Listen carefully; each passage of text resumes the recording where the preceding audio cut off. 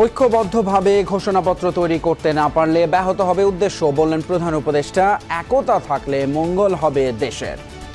সর্বসম্মতিক্রমে আমরা এর থেকে একটা দেশের সামনে আসতে পারি, দেশের জন্য ভালো, আন্তর্জাতিকভাবে অনেক ভালো। সবাই দেখবে যে এই জাতিকে বহু ঠোকরাঠুকরি হয়েছে, কিন্তু নড়ে না।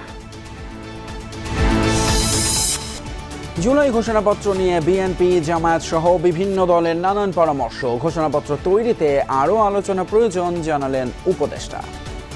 জুলাই গণঅভ্যুত্থানের ঘোষণাপত্রের আসলে এই 5.5 মাস পরে কোনো প্রয়োজন ছিল কিনা।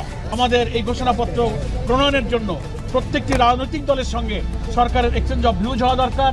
তাড়াহুড়া যেন না করা হয়, আবার অযথা কালক্ষেপণও যেন না করা হয়।